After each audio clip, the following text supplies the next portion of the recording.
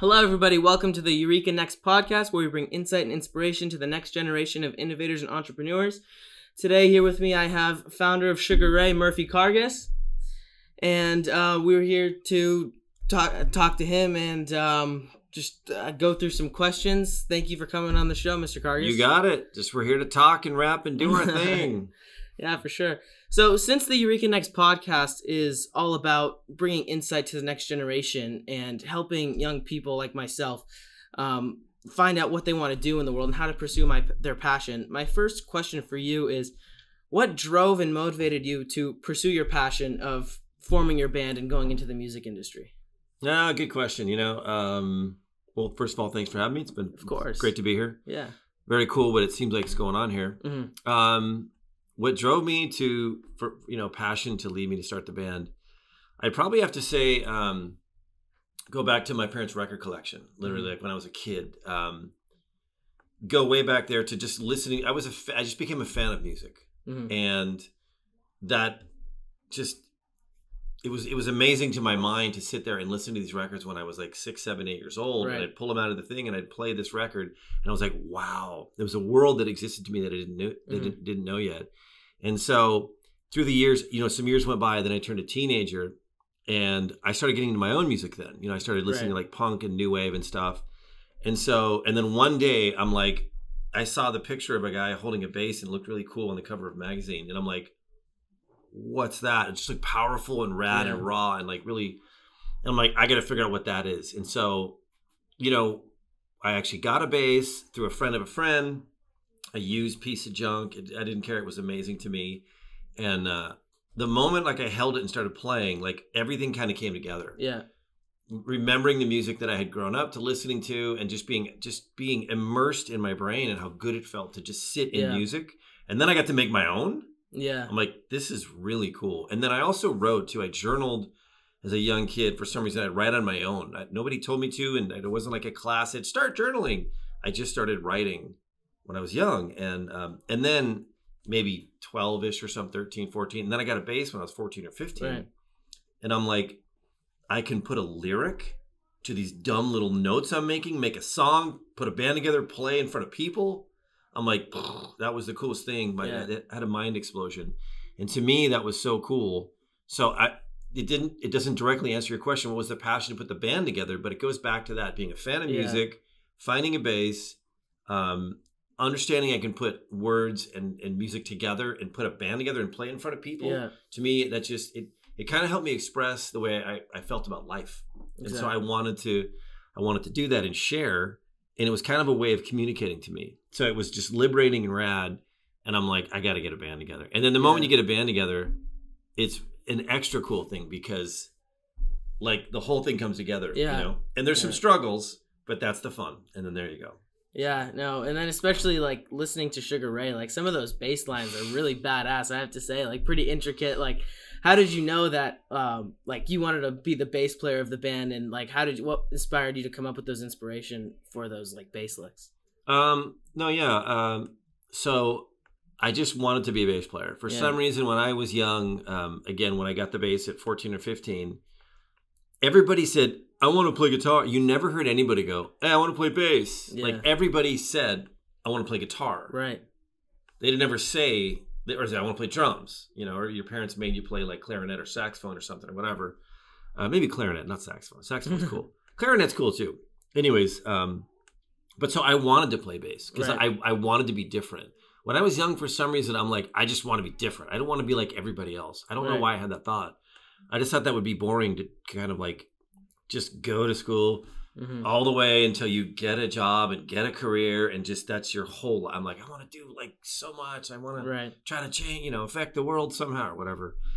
So in that tiny microcosm, I wanted to play bass because it was different. I never heard anybody say that. Everybody like would avoid the weird instrument with 4 strings, that played low notes. And so I did wind up playing, I taught myself guitar, but bass was the only instrument for me. It just was cool. And in the band, in bands, I just play bass, but I do play guitar to write songs. Right, yeah. So for the bass lines, that's a question on its own. That's a deep answer. It's just feel. It's feel, but it's what fits the song too.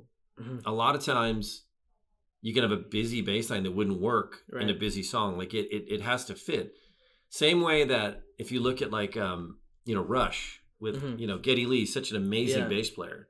Well, the guitar player can't play busy. So Alex Lifeson has to play kind of open and mellow. Well, so Geddy can go crazy. Yeah. A bass line comes about because it will fit in the tune. And you just try to be creative and you try to make something that is cool and that has feel, like you said. So awesome. Thanks. Yeah. So knowing what you know now, what would you tell your 18-year-old self? Oh man, lots of stuff. Invest in real estate in about 2008. No. What would I tell myself? I don't know, man, if I would. I mean, because, you kind of have to go through it. Right. It's a great idea if you could. I mean, the movies are fun to watch, when you go back and do it over. Yeah. But there's something about, you actually don't know until you do it. Yeah. And so it's actually through hardships, either the good times or the bad times. It's cool to go through it, even the painful times, because you actually come out of that and you learn. You go, you know what? I don't want to do that anymore. Or wow, I know this much about how that doesn't work. So, I mean, there, of course, there'd be things to say, I mean, where to invest your money or like, don't drink that much red wine that one time in Berlin, or you might take your clothes off and streak down the street at midnight in the rain. So. No, I didn't do that. Yeah. Yeah. Cool. Well, if you could have a discussion with anyone in the world, living or dead, who would that be? If I could have a discussion with anybody in the world, living or dead, who would that be? Paul McCartney? Well, he's living. So, I mean, I think this question, you pretty much go to the people that are past because there's no opportunity left to do that. Mm-hmm. So, man, that's a good question because, it's like, I mean, normally you'd think that I would just immediately talk about, maybe a musician or something, or John Lennon, which would be amazing to sit with that. I mean, it might be John Lennon. I don't know. I've never answered that before because I'm a huge Paul McCartney fan, but it'd be fun to hear what he thinks about Paul, like. Oh, yeah. But you know who I'd actually sit with? I'd probably sit with Ludwig van Beethoven. Oh, okay. And just, I don't know, just find out how deaf he was. Like, hey, can you hear this? But I'm a huge fan of Beethoven, and I don't know, the guy was just a mad genius and wrote the most incredible music to me of all time. And, it'd be a different time. He's 1500s or whatever. Do you think there's any aspects in his music that like are applied to music today, or like that you applied with your songwriting? 100%. But not my songwriting, but it's funny. I love composing now, and not just pop songs and stuff, and writing with like strings or whatnot. And what's funny about classical composers is that, I mean, you can look at John Williams too, who did all the Star Wars, John Williams, is that a classical composition, in a way, it's not like, it's weird. It's so deep, right? Mm-hmm. But the heart of it could be this simple like motif, right? Like this dun dun dun dun dun dun dun dun, and then the whole thing is based off that. It comes back to that. It has all these incredible other things, but so in a funny way, it's relatable to other music. Yeah, like pop music or whatnot. Mm-hmm. You can say no, there's not even close. These are like hour-long concerts to one song. How could you equate that? Again, classical music. Especially Beethoven would have these great little piano sonatas, these little pieces that were motifs just built out over a long stretch. Yeah. And it just goes over and over and over. And he just expands on that original idea. So for me, no, I'm not comparing myself to him at all, but just like I'll write little things too, and then I'll just try to expand on that. So so in a way, it would be fun to sit down and be like, hey, like, what would you write for like a heavy metal song? Ludwig would be it'd be fun to ask him, because some people have said that like if Mozart or even like Beethoven were alive today, they'd be like punk rockers, or they'd be in like death metal or something. They'd be, they might be composing with strings, that they would be into some crazy other subgenres or something. Anyway, so we're off point, awesome. But it would be a fun conversation. I think that some of the music parallels. Sure. Cool. Yeah. Well, being a musician, are there any other musicians that inspired you with your endeavors? Well, I guess we just talked about that, but yeah, for sure. Outside of the classical genre, yeah, I mean, like when you were songwriting, what sound were you trying to go off of? If you had to, I know you guys were like your own sound, but if you had to base it off of any other musician, base it off. Oh, you mean Sugar Ray? Yeah. Well, our band was when you come together in a band, you're really comprised of the influences from each member who writes. Yeah. So we all wrote. So, so a band like, Green Day, Right, Billy Joe yeah, pretty yeah. much writes everything. Yeah, I mean, okay. the other guys, but he'll go, here you go. Yeah. The record's ready. Here's 15 songs. But we're a band that everybody wrote. So in a way, it was 5 influences. So it's a huge kind of melting pot. So it's hard to say one influence for Sugar Ray. But I don't know. I mean, for me, for what I would bring, for some reason, I brought riffs actually to the band, like guitar riffs. Yeah. In the beginning, much more than bass starters, because we were like a hard rock band, and Rodney was our guitar player who'd just come from like playing in reggae bands, and he was a great hard rock guitar player. But I just for some reason had all these riffs, and I would write them all the time, and I'm like, hey, here's all these, and we started using them. So I don't know. It's a interesting question to talk about your influences and what you write, because you only come up with stuff that you're going through at the moment, whether you're a writer, a lyricist, or you write music. Yeah. And I think ultimately you're just trying to write something that makes you feel something, because that's the deepest expression of music, when you can write something and you can be moved by it, like internally, like you're taken to another place and it feels amazing. That's crazy that music can do that. So that's the lofty goal, I think. How to get there, I don't know. Yeah. Just start fiddling, Yeah. Thank you for your insight. What is something you're especially proud of in your career? Handing a gold record to my mom. Yeah. It's pretty awesome. rad. Yeah. It's as simple as that, because that's something that's very hard to do. I know it nowadays, it's different because it's like streaming, and you might have 1 million streams. But to get 500, and we had platinum records too, which is 1 million sold. Yeah. Gold is 500,000. But that was really hard to do because people had to pay $16. Yeah. I mean, streaming is easier. You just play it. And like somebody had to go to a record store and plop down $20.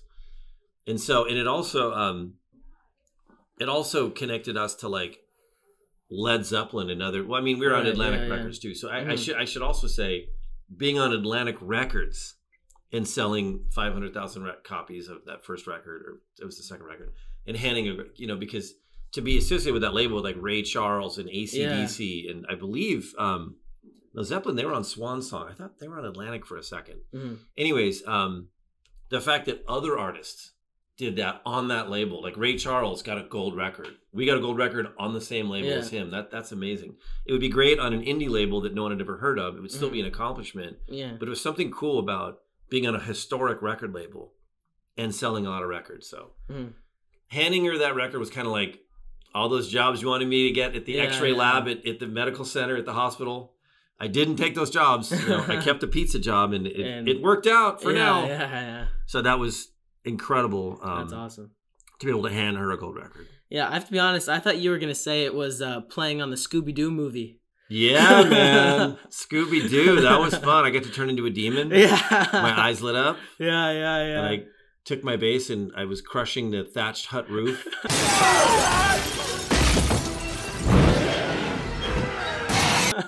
And trying to search for who Velma and whoever was in there. That's awesome. Scooby and Shaggy and whatnot. They were great. Matthew Lillard was cool. Yeah. Matthew Lillard was Shaggy. And Scooby was actually, a CGI. And have you ever seen, how they do that? I do not, no. Well, it's a physical head, of anything. Oh, but they fashioned it, I think, as like Scooby. And then it's just a pole, and then it's a weight, and then just somebody runs around with it. So that the actors can have the perspective of who to look at. Right. Because otherwise they wouldn't know exactly where to look. That way they have an exact marker they're looking at. So then later when they dub in the created image, it lines up. So that was a fun movie, It was like, it looked like you guys had a good time. Well, we got to go to an island in Australia for a week, and they paid us so well. And each of us had our own little mini house sitting on the beach. And these houses, it was funny. It sounds like they were tiny. They were literally as wide as this, 2 stories, and they just were. They weren't a lot bigger than this. And but it was killer because it was like kind of like a deserted island, and they set up a big Hollywood production set up camp to do a movie. Yeah. And what a crazy movie! Fun. Yeah. Well, thank you so much for being on the show. It's been a pleasure having you. Just to finish us off, I wanted to play this one song for you. There we go. There it is. Come on now. All right. Thank you, everyone, for being on the show. Have a good one.